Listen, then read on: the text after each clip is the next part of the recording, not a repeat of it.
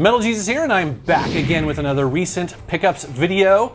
These are games and also some vinyl records that I've added to my collection over the last couple months. Now, if you watched my video on tips and tricks for collecting, one of the most important things you can do is have patience. And in this video, you're gonna see what happened when I waited an entire year to get this game lot.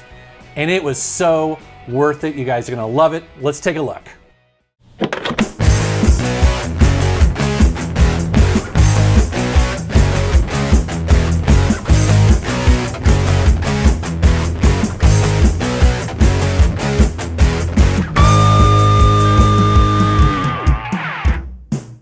Let's jump right into one of the most amazing finds I've ever had. A little backstory here is that I often go to garage sales and things like that in my local neighborhood. I went to one and I typically ask if they have any video games that they just haven't put out. A lot of people may not put them out because they consider them to be toys, or they consider them to maybe be, not very valuable. So I usually ask. And so anyways, I went to this garage sale, asked this lady, she said she didn't, but her friend said she did. Her friend chimed up and was like, oh yeah, I've got a bunch in my garage just sitting there. Are you interested? Now, she lives in Edmonds, which is pretty far from me, so she just took my name and number and she said she'll call me. That is almost always the kiss of death. I've done that many times, and I'm sure many of you have done that, and you almost never get a call back, at least I don't. So about a year went by, completely forgot about it, and then I get a text on my phone saying, hey, are you still interested in these games? And it's from an unknown number. She didn't identify herself, and so it's just like this random text, and I was like, I guess, who are you? She reminded me that we had met almost a year prior, and I was like, oh yeah, that's cool. The thing is though, is that, she didn't look like a gamer, and, I was just like, I don't know if she's gonna have anything worthwhile. So I asked her, could you please send me a text before I drive all the way up there? I'm not a text, a photo. Send me a photo of what you've got. She sent me the photo. I was like, holy crap. Yes, I will make the drive. I will be up there. So to make a long story short, she had a bunch of games sitting in the trunk of her car that had been sitting in her garage. And she was just like, the deal was she wanted me to take them all, which I was happy to do. And she didn't care about what they were worth. She just wanted them to go to a good home. So I bought them all. I'm not going to show you everything just simply because there was a lot there, and some of it was kind of common, but a lot of it wasn't common. I'm going to start with the Sega CD games. She had an amazing collection of role-playing games on Sega CD, including Lunar, the Silver Star. This is a working designs game, and it is highly sought after by a lot of people. This is in great condition. Actually, everything she had, I guess, was just sitting in the back of this car for years and years and years, and no one had touched it since they bought it. I don't even know if these games have been played. So I got this, but that's not all. In that, she also had Shining Force CD, another game a lot of people are looking for. Again, complete, great condition. It even has a little piece of styrofoam in here. These are role-playing games that a lot of people are looking for. Here's another one, also by Working Designs, Sega CD, Vi. I don't know much about this game, but I do know that it was something I didn't have in my collection, so I was like, I will buy this from you. Thank you very much. But that's not all. In that also was a copy of Popful Mail on the Sega CD. This is one of the most sought after games on that system. This is a 2D platformer that's also part action RPG. Again, a lot of people love this game. It's got a lot going on, and it's really cool to have these games. Actually, now that I think about it, most of these are Working Designs. I actually have many, many more that were in that lot. Very cool. So those were the Sega CD games. And by the way, she sold me those for $10 a piece. And again, the deal was I had to take everything. But I thought that was a pretty good deal. Also in there, she had a copy of Tengen Tetris, which for the NES, this is a really sought after version of Tetris. And I was like, wow. I mean, people consider this to be one of the best versions of Tetris. Although I do find it kind of odd that this game is so expensive. There's just so many versions of Tetris out there. It's amazing that people are willing to pay so much to get this game. Again, thankfully for me, I got it for $10. So that was a pretty good deal, and it's in great condition. I mean, this label is perfect. I don't even know if these games have been played ever. Also in there, she had some boxed NES games, and I took all those because that was the deal. So she had a boxed copy of one of my favorite games is Donkey Kong Country. I did not own the complete copy of this, and this is just one of my favorite 2D platformers on the NES. I remember when this game first came out, I was in a Toys R Us, and at the time I was kind of a snobby PC gamer, but I remember going in Toys R Us and seeing these pseudo 3D graphics, and I could not believe it was the NES. I was really blown away. And in addition to that, the game is just super fun. Obviously, it's a classic. In that lot, she also had a complete copy of Secret of Mana, a game I did not own, but now I own it. And this is another game that a lot of people are really looking for. And pretty cool to have this in my collection. I don't know much about it, although I know Kinsey loves this game. It's a Squaresoft game. It's an RPG. I think it supports co-op, maybe with 4 people, something like that. Anyways, cool to have that in my collection. And then also I want to show you guys Super Mario World 2, Yoshi's Island complete.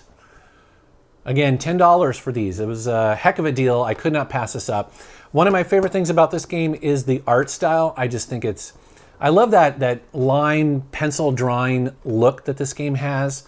So unique for the time, and it still is a lot of fun to play today. So that's the tip of the iceberg for the games I picked up at out of that back of that car. She also had the 6-switch Atari 2600. I showed that in my buying guide recently. Also, she had like a pedestal that you put the Atari on, games, controllers. She also had a, what else did she have in there? I guess it was like it's like a Game Gear in its case, and just a ton of really cool stuff. So again, this should be a lesson, is that sometimes it can take an awful long time, but you just never know, and you just got to have patience. Next up, a fan of my channel, his name's William, sent me a couple big box PC games I didn't own, including this odd one here. It's called Road Warrior. Now, based on the name, you would think this was a licensed game based on the Road Warrior Mad Max series, but I don't think it is. I had never seen it before. I mean, maybe it is. I don't know anything about it, but it's a pretty cool looking box. And I don't know, I'm kind of in the mood because I just saw the Mad Max movie, so this is a cool addition to my collection. He also sent me a game I haven't seen since I worked at Sierra. We at Sierra published a bunch of third-party titles, and Birthright is one of those, the Gorgon's Alliance. When I worked there, I remember this game, we shipped it, and I loved the cover. That cover is awesome. That could be like a heavy metal album cover or the cover of like a AD&D book or something like that. Speaking of which, this is based on Advanced Dungeons and Dragons. It's done by kind of like a small little third party. I don't think they went on to do much. And I don't remember this game being necessarily that great, but I did love the box, so it was pretty cool at the time. And then also, speaking of Road Warrior, here is a Commodore 64 game called Road Raider. And look at the dude. I mean, again, straight out of Mad Max, but it's not licensed. It's just kind of in that genre of post-apocalyptic sort of thing. But anyways, a cool cover. I'm always looking for big box Commodore and Amiga games and PC games, so this is a cool addition to my collection. A while back, I posted my game room tour, and in there I show some of my loose N64 carts. And N64 carts are hard to identify because they don't have labels on the top. So I had made some cheap labels on my own, but a guy named Joe contacted me who makes really high quality, professional grade N64 labels, and he sent me a couple of those to check out because he was like, you know, you need to upgrade those. It's looking pretty ghetto, and he was totally right. So, so anyways, he sent me a bunch of labels, and I just kind of want to show these to you guys because if you collect N64 and you kind of want to upgrade and get labels that look a little bit better, these I highly recommend. So now, just so you know, these are the white versions of these because he has a couple different styles of these, and these are the ones I prefer, although some people might want to look at some of the other versions he has if you're interested in these. But it's pretty complete. Like, he's got every game ever released for the N64, plus he's also got the color cart variants on here, and just everything you could think of.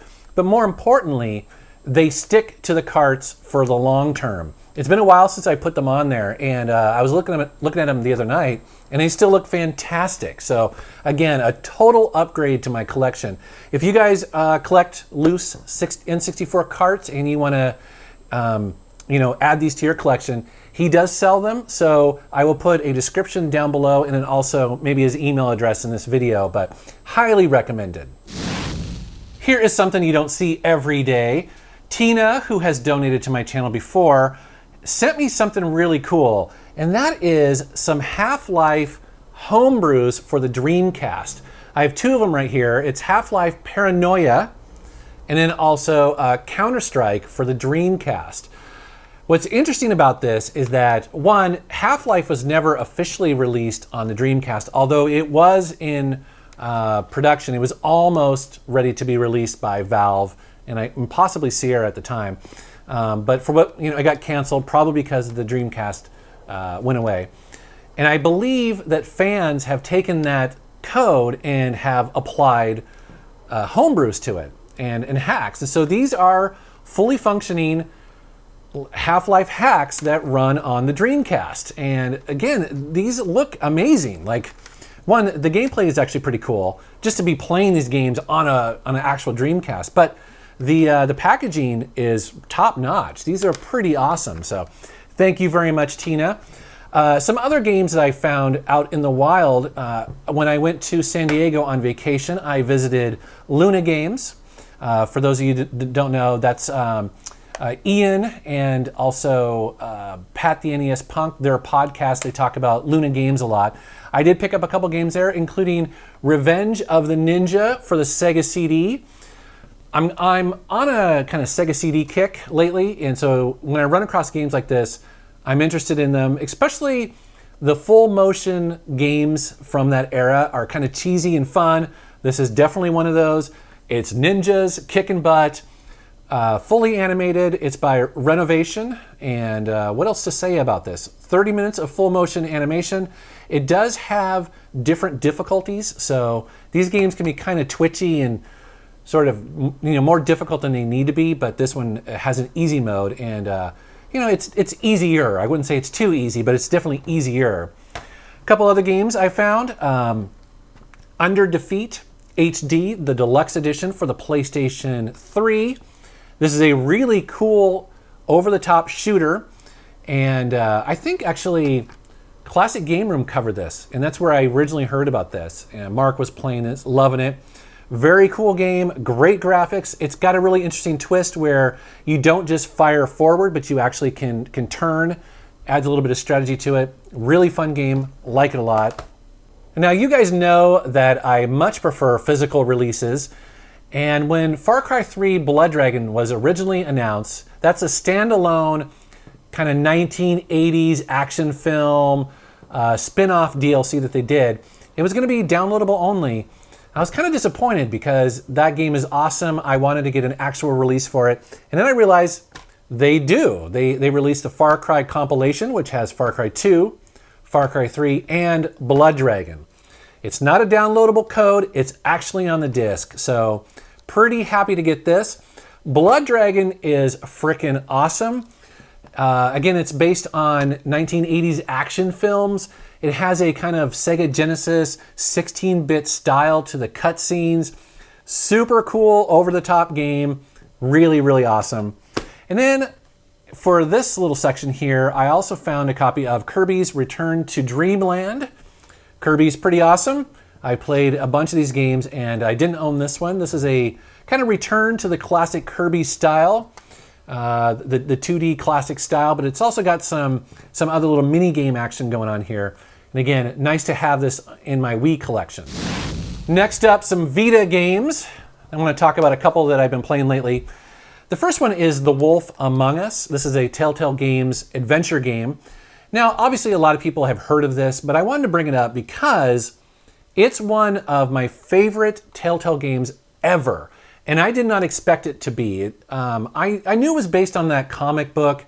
I don't think this game necessarily sold very well because they didn't make another one, but that should not deter you. This is such a cool game. It's, how do you describe this? It's basically all of the fairy tales like Mother Goose and the Big Bad Wolf and Sleeping Beauty, all that stuff come to life, but it's really a murder mystery wrapped around that and kind of a film noir detective sort of game.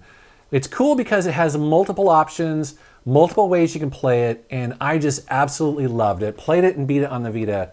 Highly recommended. And then another Vita game I picked up. This one's kind of weird.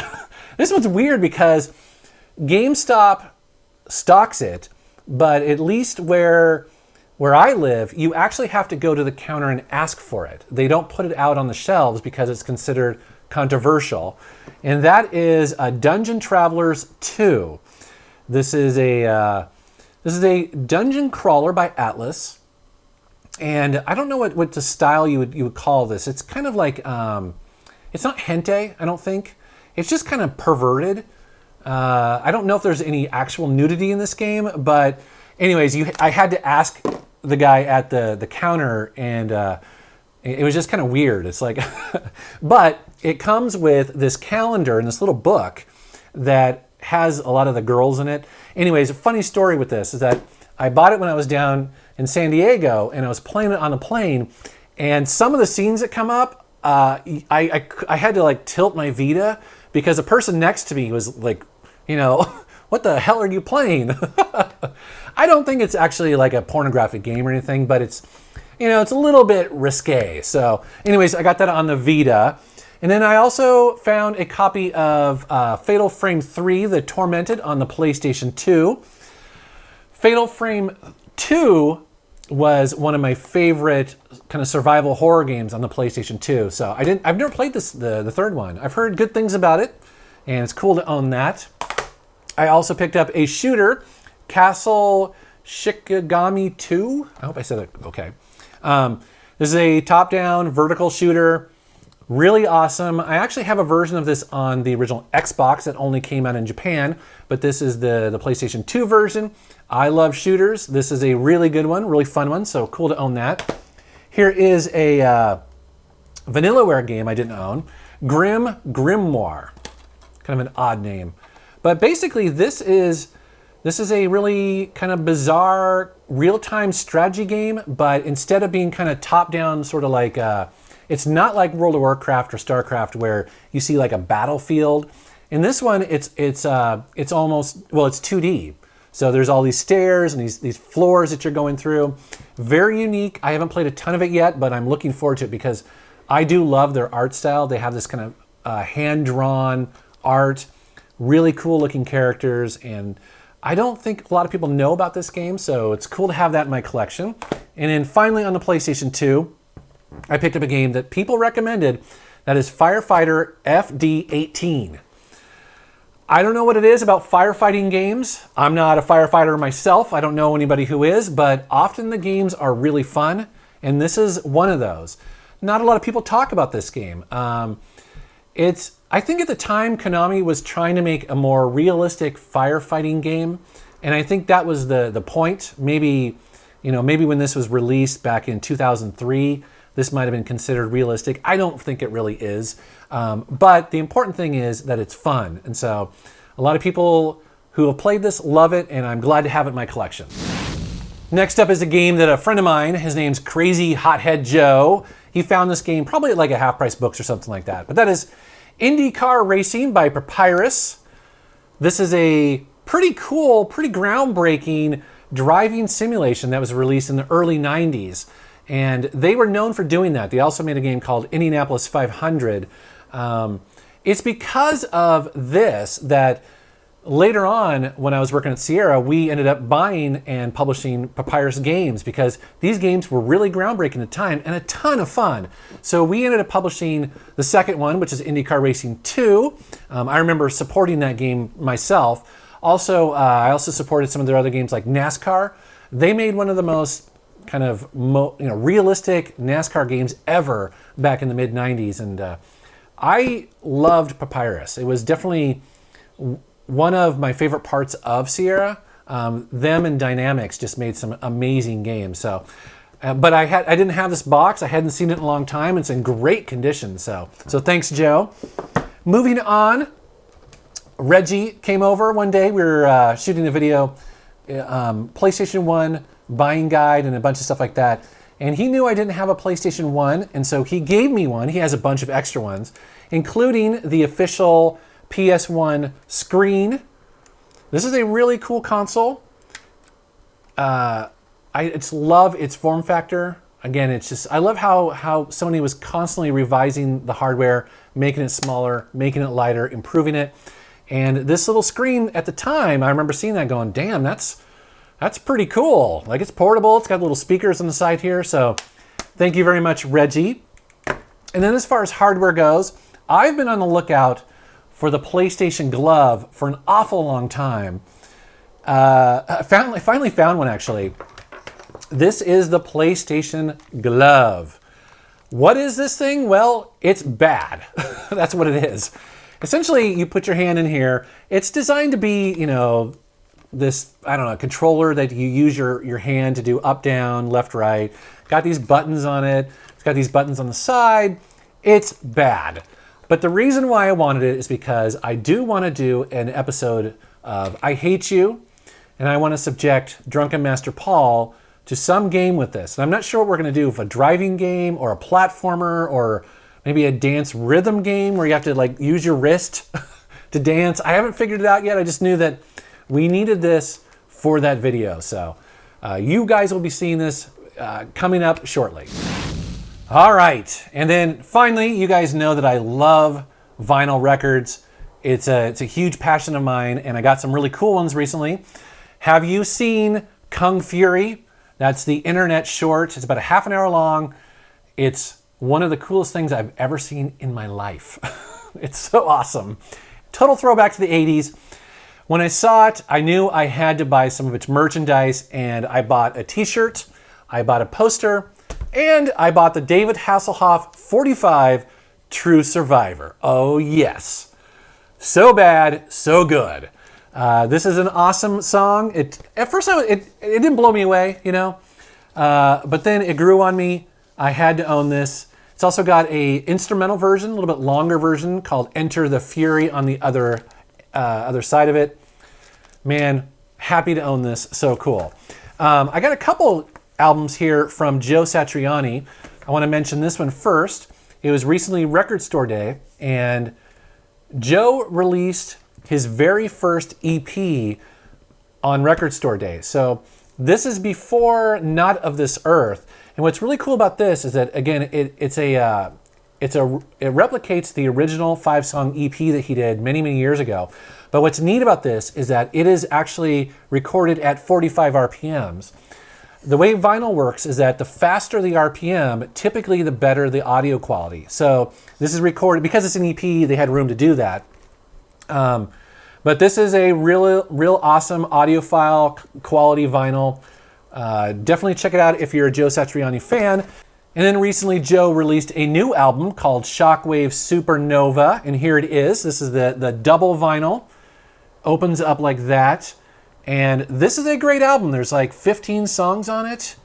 It's typical Joe Satriani. It's whittly bits and stuff like that, but there's definitely a lot of variety. There's some funk on here. There's some metal, all sorts of styles. And it's funny because since switching over to music services like Spotify or Apple Music and stuff like that, I haven't been buying music as much, but when I do, I buy the vinyls. And so This is cool to have in my collection and listen to it down in the man cave. That's not the only new vinyl that came out recently that I had to own. Ghost is one of my current favorite bands, and they released a badass new album. I have a hard time pronouncing their names. Meloria, I think that's what that's called. Look at that cover. That is one evil looking album cover. So awesome. So awesome. The music on here is so good. What's neat about the vinyl though is that it comes with this really cool booklet. And this is something that you really couldn't emulate, like say on a CD, because it just wouldn't show off how incredibly detailed this art is in here. It's beautiful. It's disturbing. It's really, really cool. So this is one of the reasons why I absolutely love vinyl, is that buying vinyl is like an event. You're buying something of substance. It's killer. So anyways, you guys who love vinyl, you know exactly what I'm talking about. And then finally, I got something kind of interesting, a little bit offbeat here, but that is an album called Angel City Face to Face. Some of you may recognize this. Some of you may be like, what the hell is this? This is an Australian band that I think this album came out either in the late 70s or early 80s. They didn't really take off, but originally they were called Angel or The Angel, something like that, but they had to change the name over here in North America. This is like AC/DC, but a little bit more poppy. Really good songwriting, really catchy tunes. I don't know what more to say about this other than if you like AC/DC, if you like late 70s, early 80s rock, you should definitely check this album out because I think it's fantastic. All right, guys, well, that's a small sampling of the games that I've added to my collection over the last couple months. And as always, I really appreciate everyone who has sent me stuff and donated games. You guys are the best. I don't take that for granted. You guys are freaking awesome people. I really appreciate that. As always, I want to thank you for watching my channel, and thanks for subscribing. Take care. You know, I just realized it's been a while since I've done a pickups video. What the hell's my problem? I'm such a slacker. No, actually, I pump out videos pretty much every week, sometimes even twice a week. I'm kind of on a roll. So if you like this video and you like other retro gaming videos plus music, well, and even some scenes from some cheesy movies that I love, well, you should definitely subscribe to my channel.